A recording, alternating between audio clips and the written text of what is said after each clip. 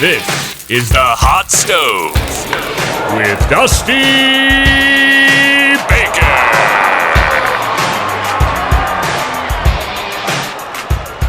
You are watching the Hot Stove Trade Deadline edition, and for Cleveland Indians fans, well, what a roller coaster ride it has been. Starting the year out very slow, letting the Twins get a massive lead, and now all of a sudden the Twins have dropped off a little bit, and man, have the Indians surged. And so the real question at this time, currently with the Indians being in first in the wild card standings and just a couple games back of the AL Central, should they still sell off pieces or should they buy?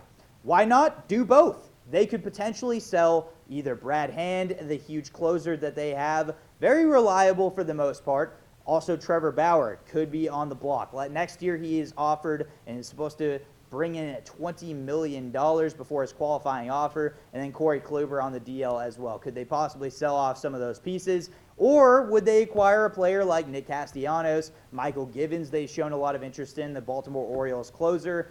Maybe somebody like Shane Green within the division as well. Matthew Boyd makes a lot of sense. There's a lot of different directions this Indians team can go. They've shown some interest in Danny Santana, reports have it. Freddie Galvis is an Indians type of player I could see on the move. But at the end of the day, the Indians are going to be one of the more interesting teams to watch. It's very hard to predict this team. Making a concrete prediction is so difficult because there are just so many different avenues potentially this team is going to take before July 31st. At the end of the day, what I think the Indians will do, and I could be completely wrong because who knows, I think that they will try and at least listen to offers for Trevor Bauer. That contract is massive. See what they can get in return because it could be a massive haul that could ultimately give them pieces to actually help them this season still. And on top of that, try and acquire a piece such as Michael Givens to at least help that rotation a little bit and that bullpen specifically for the Indians.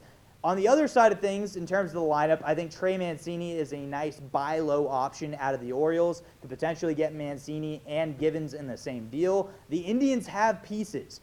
It's really hard to break down exactly which direction they'll go, but they have a lot of options. They actually, in my opinion, are sitting prettier than teams like the Giants that have less pieces in their farm system and don't know exactly what to do. The Indians are primed right now for a playoff run. The question is, how bad do they want it?